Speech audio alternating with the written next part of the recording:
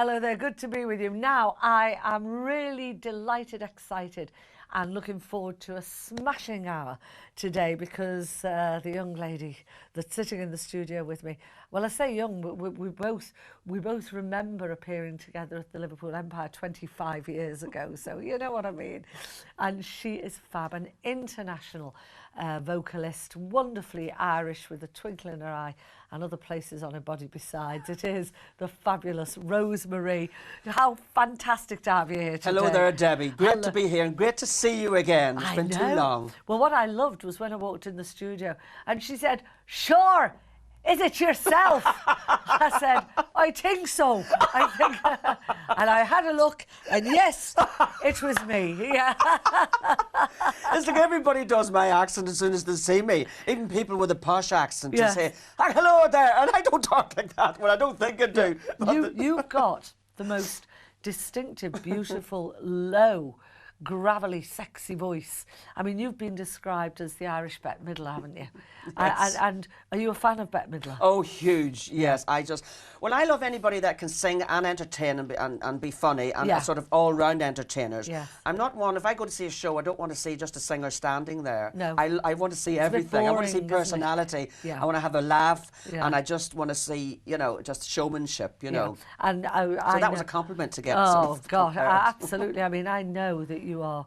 I've helped, as in, you know, I've hosted a number of times shows you've been on, and you hold the audience in the palm of your hand. They all look at you slavishly, adoringly. What we're going to do, Rosemary, we're going to have just a little 30 seconds of you in action to show any people that have been living on the planet Mars and haven't seen you. Here's Rosemary.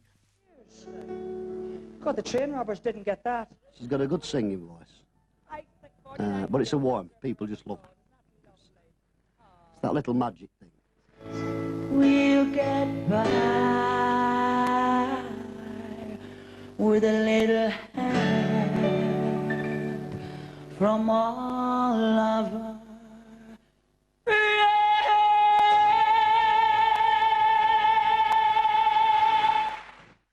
There we go. What a belting voice. That was in Blackpool. That was it? I didn't know what you were going to show there. Oh, well, yes. all we've done there is show just a quick 30 seconds of, of you doing your stuff, but we'll be seeing more of the proper stuff.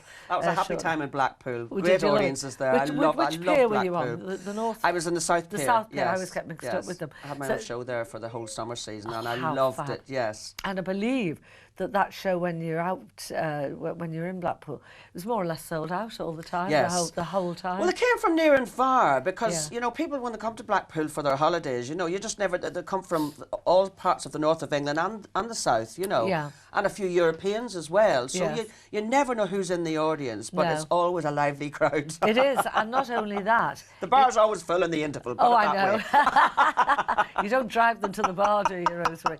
Only in the interval. The great thing about it is, though, with Blackpool, it's so near for so many people. So even if they're not staying on holiday, I know people that have said, "I'm going up to Blackpool to see Rosemary." You know, they'll travel for an hour or so because it's a lovely, it's lovely that sort of venue place, isn't it? Yeah. I lived there for a few years when I was starting out my career, and I absolutely love it. So I have a soft spot for Blackpool. Oh, so lovely. Now, you and I, we have actually sort of known each other for a long time, but we've never actually had a good chat like we'll have today, about how you got where you were. Who was your first ever audience? How old were you, and who did you very first ever sing to? Well, I was brought up on a farm in Northern Ireland, and a place called Newry, just outside Newry, Northern Ireland. And since the age of 5, before going to school, I would have to milk the cows. So my first audience was a herd of old silly cows, because when you're milking cows, you have to you sing along, you know, because the acoustics in the byre was like being in your own bathroom, you know. Right.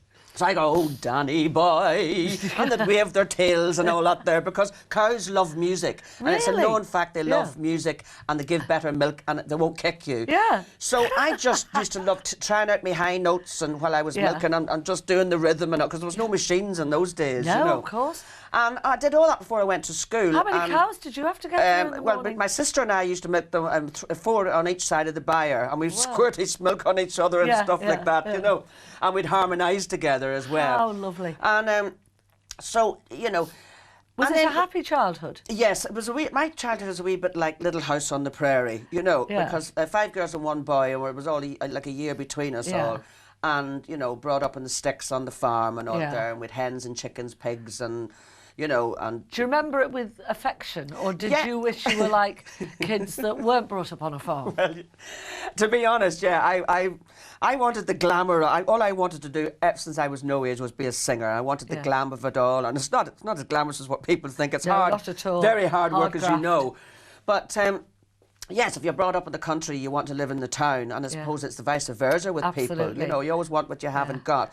But a very loving childhood, great parents, and so, and you know, you'd go to school and you'd come back and you'd have to milk the cows before you'd have your tea, and in the Yeah. mornings you'd milk the cows before you have your breakfast, and then you Yeah. put your school uniform on and you go to I go would to school. I would have grown hard up to going. hate those cows. Do you know what? Those cows would have come between me and the sleep. Well, my sister and I, we had a favourite cow each, and we called them after the comics, the Bunty and the Judy. Oh, yeah. So mine was Bunty, and mine was a fair-haired cow, and I called her Bunty, and my sister's was Judy. There was the She two was a comics. brunette? She was a brunette. Yes. So those were our two favourites. But then you'd get the black ones maybe, and they'd be cross. Yeah, yeah. And you could get kicked and the bucket would go and then that's the milk gone. Yeah. And that has to feed our family. So you had to be careful too, because the milk was the main source of income for my family, you Right. know. And And of course, are your parents still alive?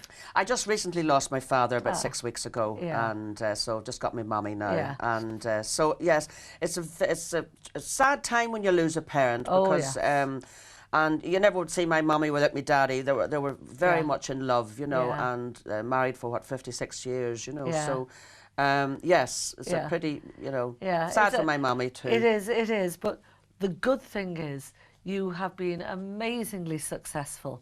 And we'll talk later on that you've been in Vegas, you've topped the bills in Vegas, you've done brilliantly right throughout your career.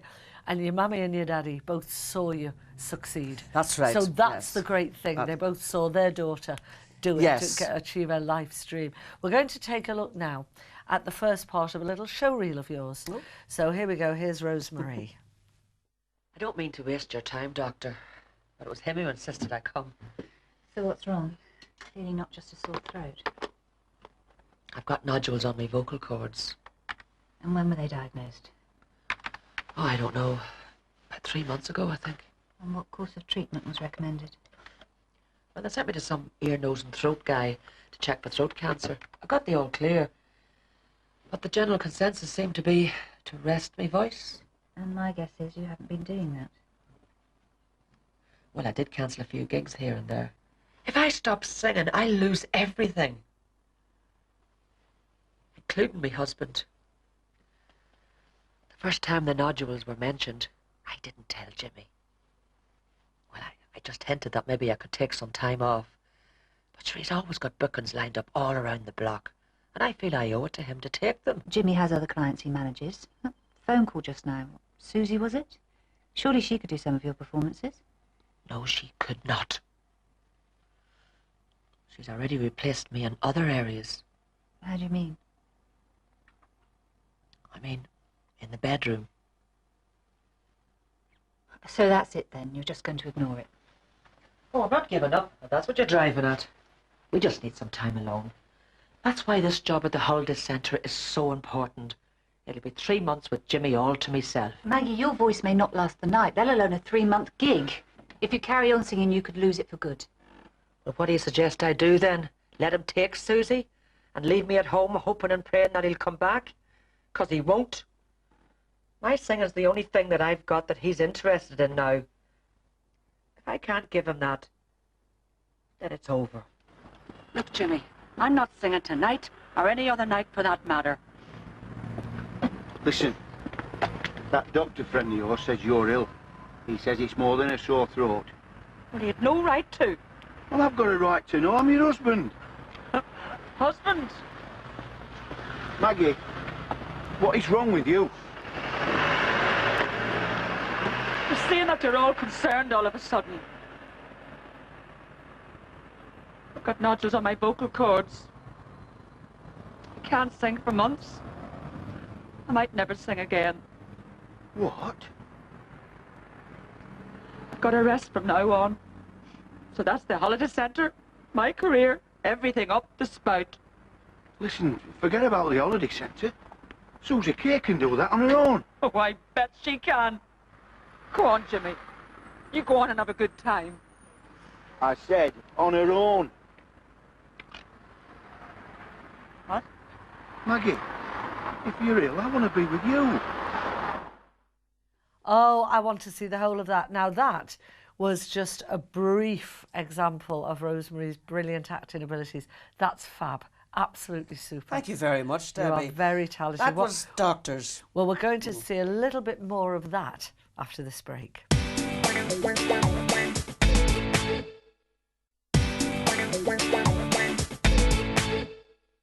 Hi there, good to be with you now. Today I'm with Irish international vocalist, very funny woman, fabulous voice, Rosemary, and we have known each other for many, many years.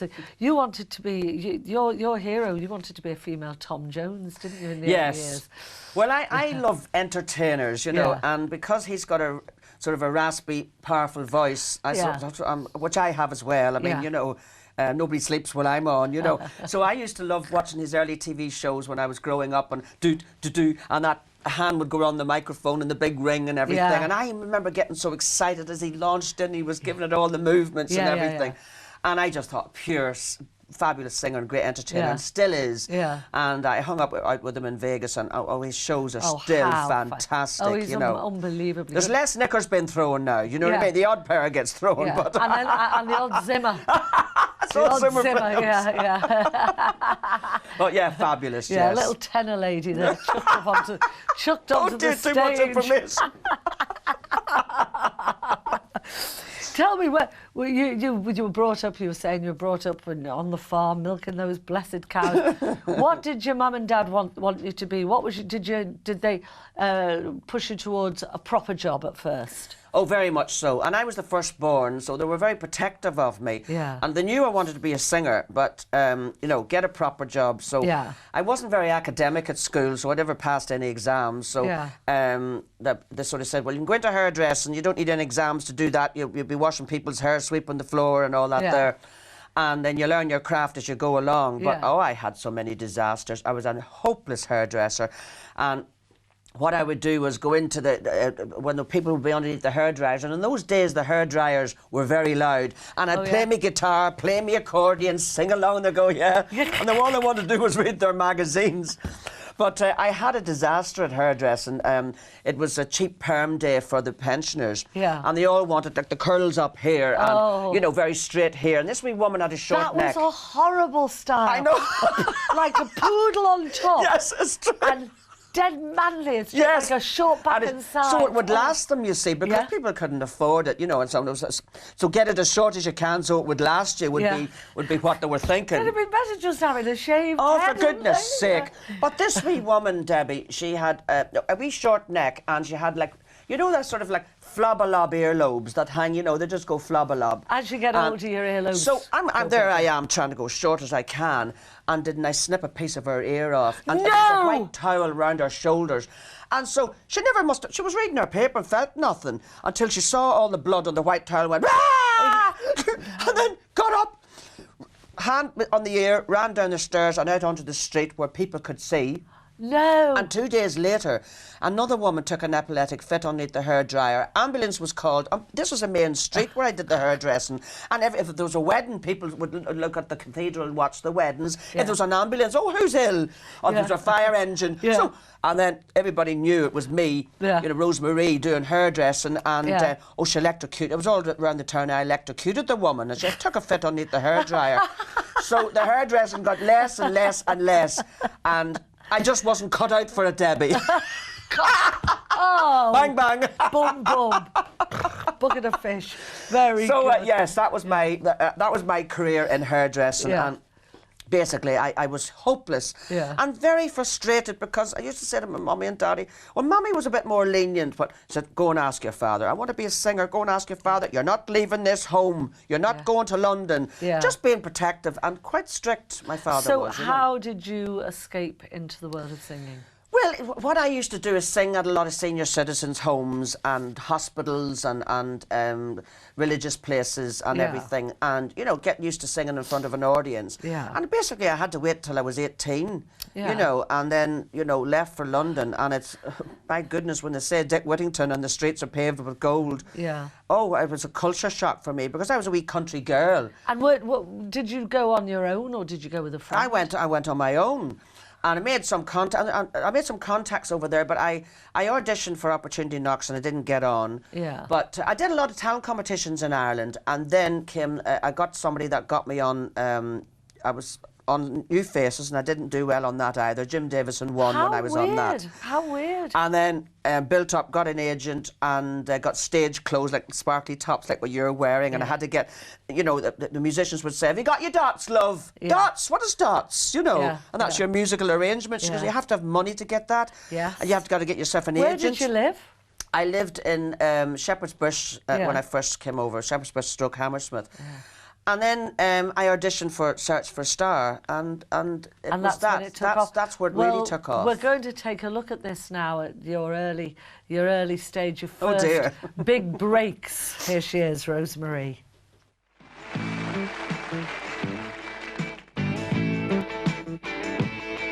It's Saturday night and it's a perfect night for dancing. I've had my makeup off and on all day, and all the king's horses, all the king's men could never put mommy and daddy together, back together.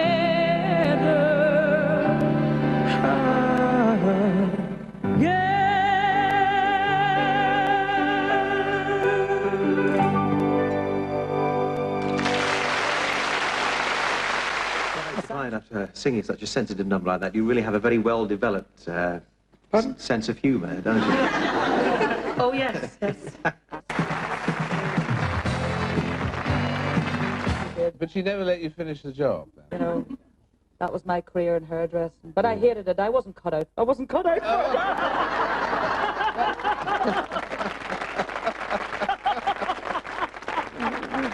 Well, you... that must...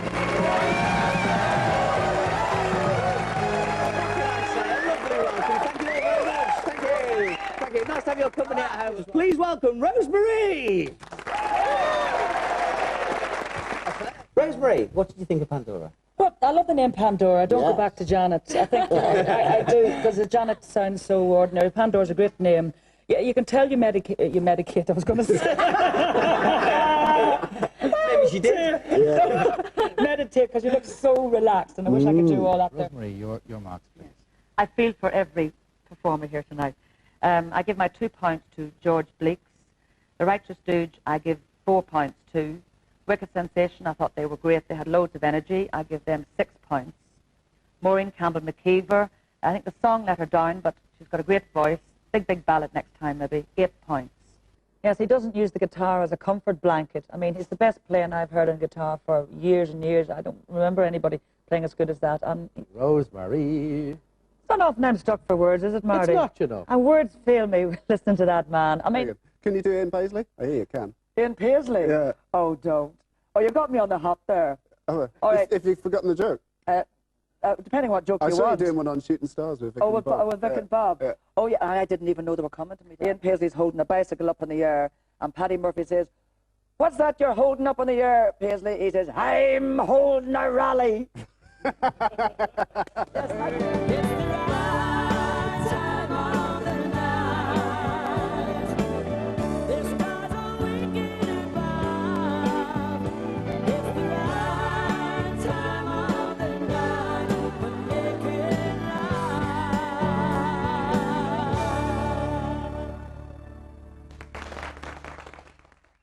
But thanks for making it a special evening for me. Thanks for coming out and seeing the show. And this song is about friends. I think it's nice to have friends. Can I come down and meet you? I think Rose likes people. And you can't manufacture that. I think when she gets up before him, she actually likes talking to them and singing to them. Like you said, there's plenty of people manufacture it and had a good career out of it. But Rose isn't. I know she's like that anyway. So. You've been married 49 years. God, the train robbers didn't get that. She's got a good singing voice. But it's a warm. People just love her. It's that little magic thing. We'll get by with a little help from all of us.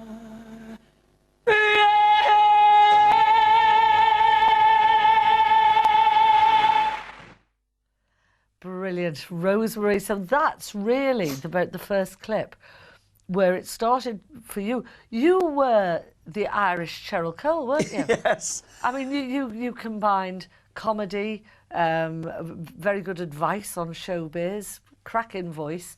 You did it before her, didn't you? Well, you see, Search for a Star was the great platform for me because although I didn't win it, it was a group called the Nobodies won it. Right. I got third or fourth.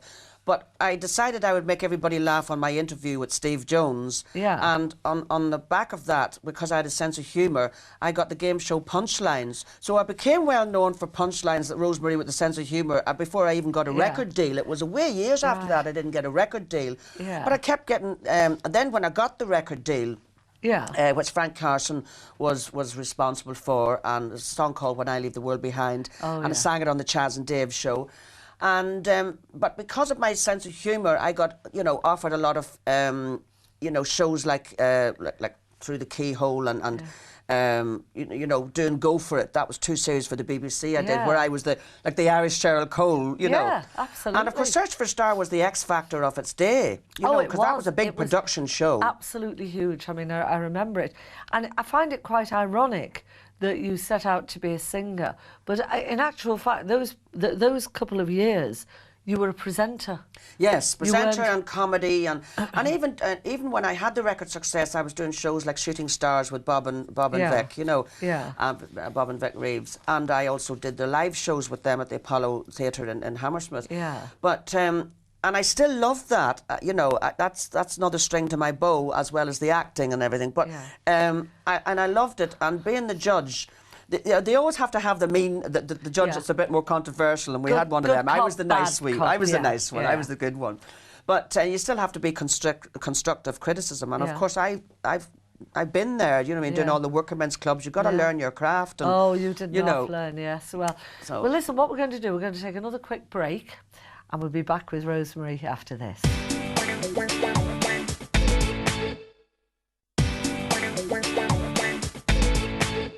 Hi there, welcome back. Today I'm chatting to brilliantly funny, talented lady, superb actress actually as well, Rosemary.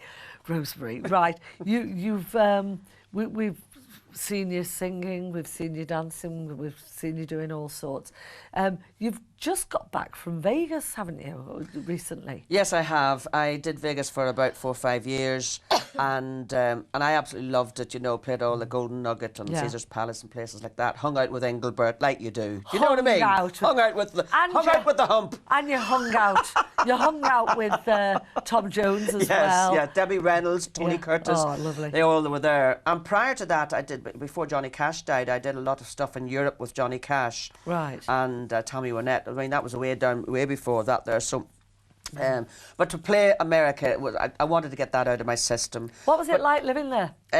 It was very hot in Vegas, but very show busy, and I learnt an awful lot. It was very glitzy and glamour, and the rooms are, the rooms that you play in are absolutely humongous and very glitzy and glamour. They do it in style in Vegas. I loved it. Yeah, I loved it because it's everything I dreamed of. When you're growing up.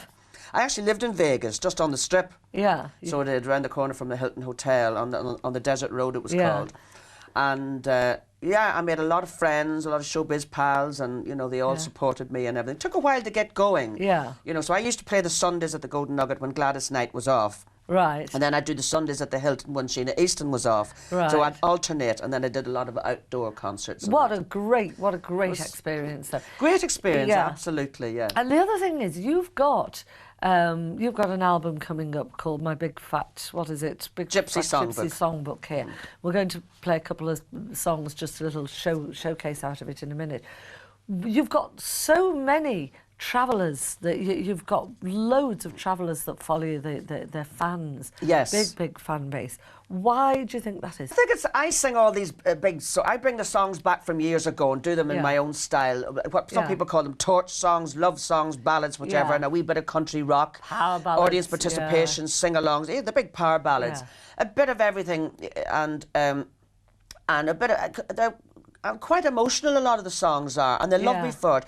And they followed me all in Vegas and, of course, all in the UK concerts and everything. And I get asked to sing at all their weddings, funerals, anniversaries and everything.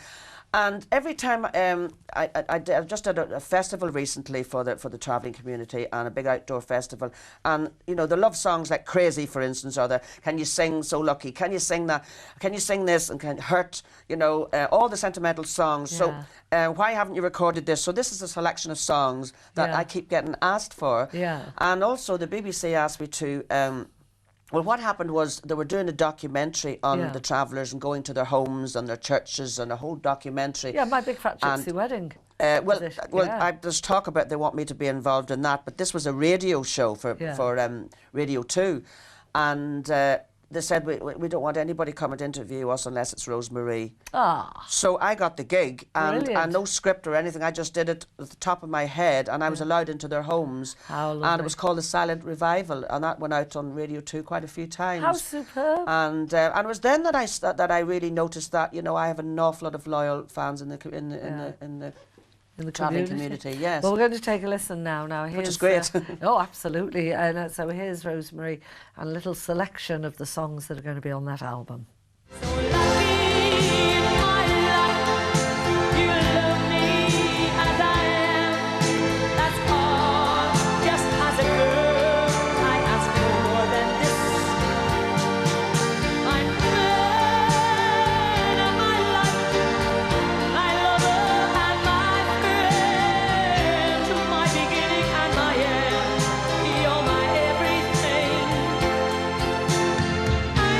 you.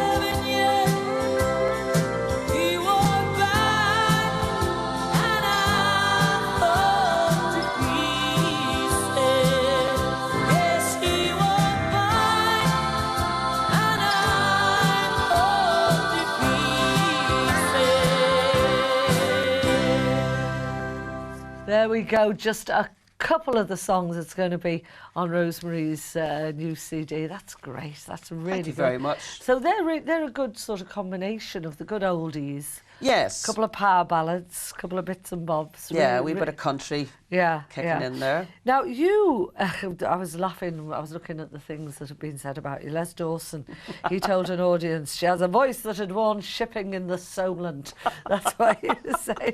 But you've actually performed in front of Princess Di, haven't you? I did indeed. Yeah. Well, I've played the Palladium myself on my one-woman show 3 times. Yeah. But although I enjoyed it, I really loved doing the show for Princess Diana, and I got to meet her backstage. I was a huge fan of hers, you know.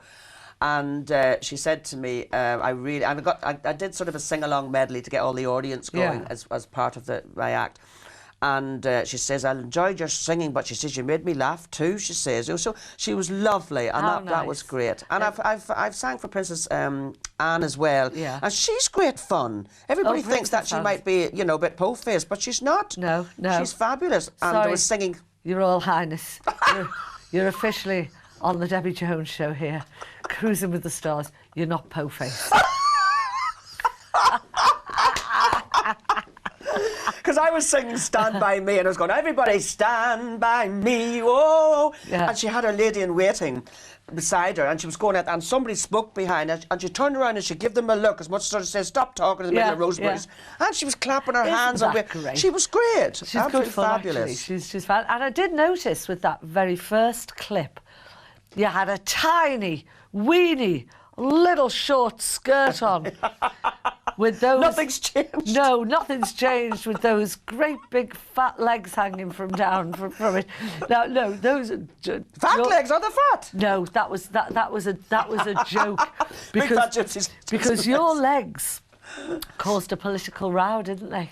They did, yes. I had an album out, and the cover on it was me wearing a gypsy dress, and I'm just holding it up and you know, posing. Yeah. So they used this particular album cover for the posters on my tour. Yeah. And it was a theatre called the Lewisham Theatre in South London. Yeah. And they had the loony lefts said we have to tear it down, and they put up a passport-sized photograph. So the South London press picked up on it. Why did they say? Why did they? And all I was doing was just showing a bit of leg up to here, and you know, and going like that, there, and a tiny bit of cleavage, but it was not hardly any cleavage. They said it was sexist. You know, and it said I was sexist to women, which I have a big following of women. So you know, certainly I'm not sexist at all. How ridiculous. But then I was on News at 10. News at 10 picked up on it. All the major newspapers picked up on it. So my manager got the call from Lloyd's Insurance Company, and he went ahead and insured my legs for, I don't know, I think about £1 million. Was it? £1 million. Your legs so I couldn't ride a horse, bicycles. I couldn't do anything. Yeah. So I had to be very careful because of the insurance. Yeah. So it was.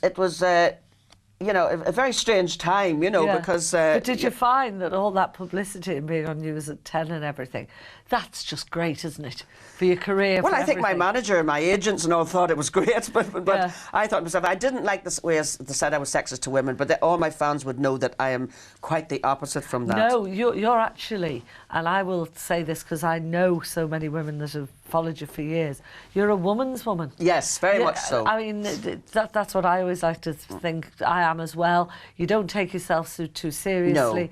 You make the best of what you've got, and you're a good-looking woman, but, you know, you enjoy good crack with the girls. I do. Yeah. And that's on and off stage. Yes, I mean, when I come off stage, Debbie, I swear, I do another 2-hour show while I'm doing autographs. Yes. I never get home till all hours in the morning. So I have to rush off, you know, dry my hair if I'm a bit hot, because I'm quite energetic on stage, as you know. And I've got to change into something to meet my public who are queuing up, you know, for me to sign the CDs and sign the photographs and whatever. So you've got to look good because you're facing the public that you are on stage. Absolutely. And I end up having sing-songs with them, you know, while I'm doing the autographs and having a laugh and a joke. I know that you go over and above the cause of duty. That's it, Rosemary. We're going to take a quick 2-minute break, and we'll be back in just a little while.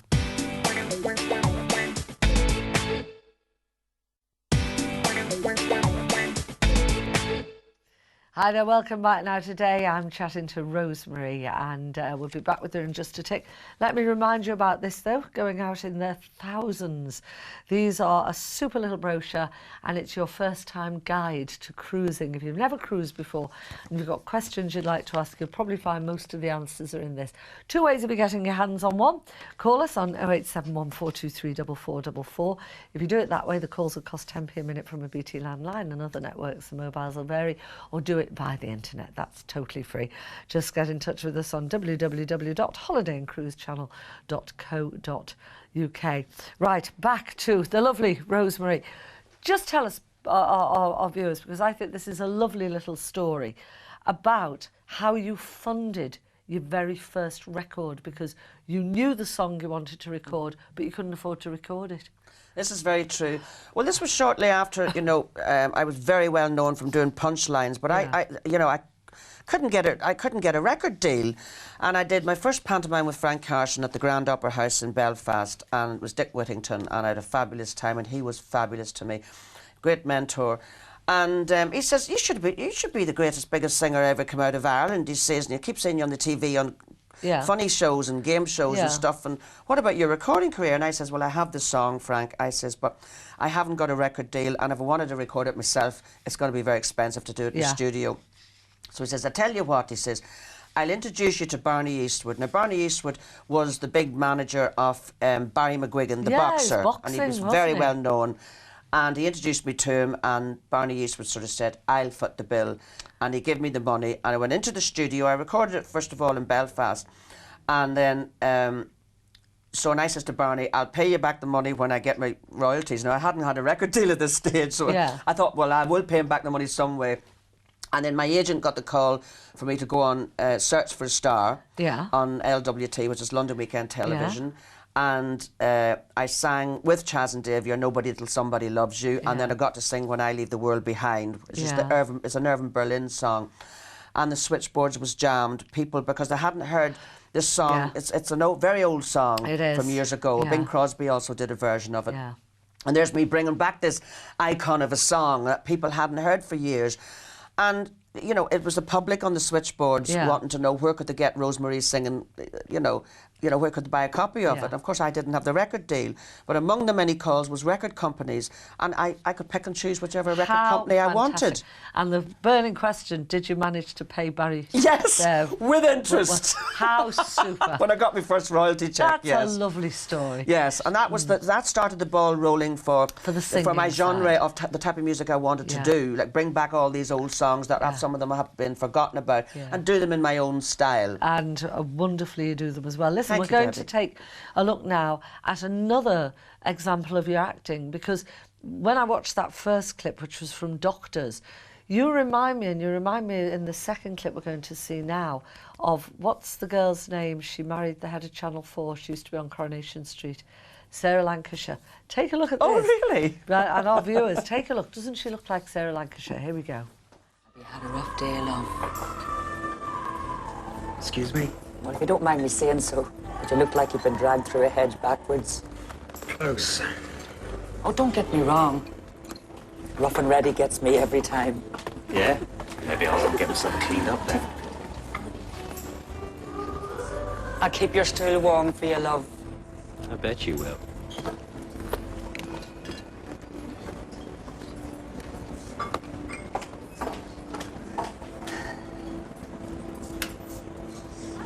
On our report from the world of the media, John and Marta Henley security footage of the stalker causing severe damage to the Henleys' video installation last vandalised the house and attacked Marta Henley, who was fortunate to escape with bruising to the face.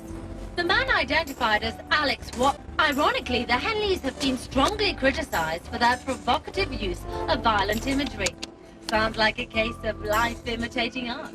Wouldn't you say so, Doug? Can you give me the police? Quickly. Quickly, please.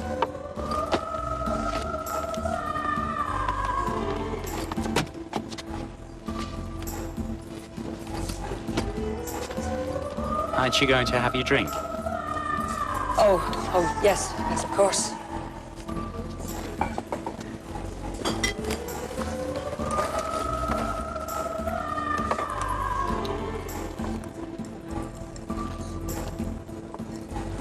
How is it, madam?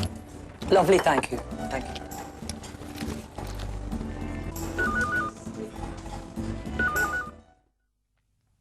Whoa. So was he a murderer? Yes. Right. And I don't know it until I see the news in the bar. And, well, I'm all seen nervous this. and I can't get out. Did you get out? Did you get away? Did the police come? The police come down the stairs after that clip, yes. Oh, brilliant, brilliant.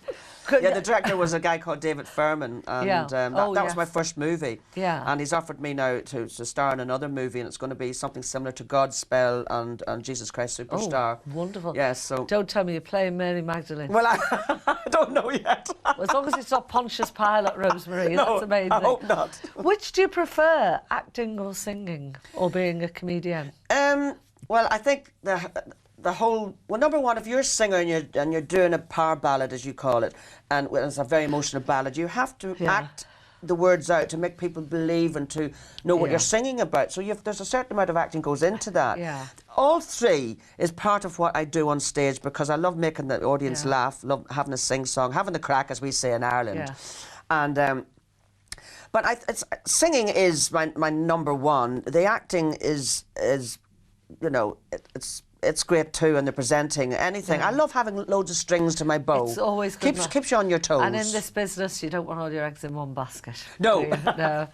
Well, listen, Exactly. we're going to see your singing final. Here we go. This is must have been written for you. There's a little bit of Irish. Here we go. There's a little bit of Irish in everybody's heart.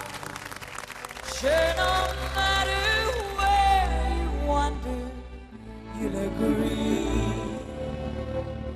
Though you're not from Connemara, Donegal or County Down, sure your heart forgets its troubling when they sing of Dublin town. Though you've never seen the garden where the pretties grow, and you've never sailed across the Irish Sea, sure a little bit of Irish in everybody's heart makes the whole world love an Irish melody.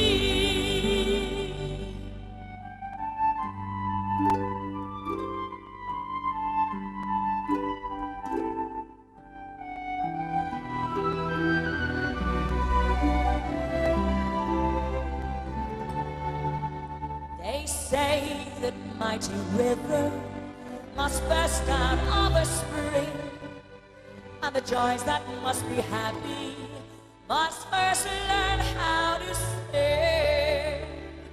And that's why God made Ireland, to help them all along. And the finest way to help them is to give their hearts a song. Oh, you've never seen the garden where the pretties grow, and you've never sailed across the Irish Sea.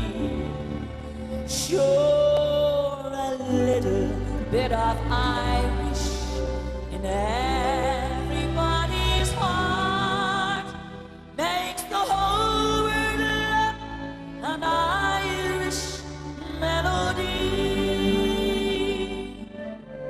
From London town to old New York, they sing of Galway Bay. Sure, it fills the hearts of everyone when it falls St. Patrick's Day. For that's the day they honor an isle they've never seen. But they are proud to sing the song, the wearing of the green. Oh, you've never seen the garden where the pretties grow, and you've never sailed across the Irish Sea. Sure, a little bit of Irish in every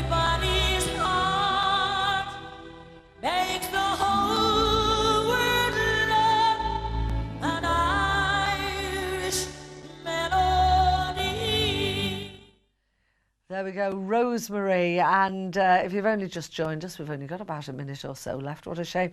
I'm just going to rattle this off because Rosemary has picked up awards for National Female Singer of the Year, Best International Concert Star and Most Popular Singer at the International Music Awards. She's played Mrs. Johnson in Blood Brothers for Bill Kenwright. She's had a special guest role in the drama Doctors. She's played the role of Barbara Cassidy in the musical The Eva Cassidy Story. You have just more or less done it all. Is there anything you haven't done that you would like to do before you turn up your toes? Before I put my slippers on. Before you put your slippers on. And I would love to do a big musical film that stretches me with the acting and the music. Something like The Bodyguard, for instance, or some of the movies that Beaches and some, you know, the Stars Born that Bette Midler done. And yes, Cher and Barbara Streisand. Silver, you know. what was that one? Oh yeah, that would be good. So yes, I'd love to do a big musical like that there. And I'd love to do duets with some of the greatest, like Michael Bublé, Tom Jones, and people like that there. Yes, and of course Bette Midler, my idol. Love to do a duet. There's not enough. Have you ever met her? No. Right. I thought I would have in America, but no, sadly no. Yeah. But yes, so lots of great ambition. I like to keep the ambition kicking in and not rest on my, you know, laurels or whatever the expression is. You know. I think you're right. And of course, the 2013 tour. Already selling like crazy. Yes, so all over the country. All over the country. All over the country, UK tour. I'm looking forward to that. And it's great to be back in the UK again. Well, when you're in Liverpool, I'm going to come and see you. Fabulous. And I want a free seat. Right.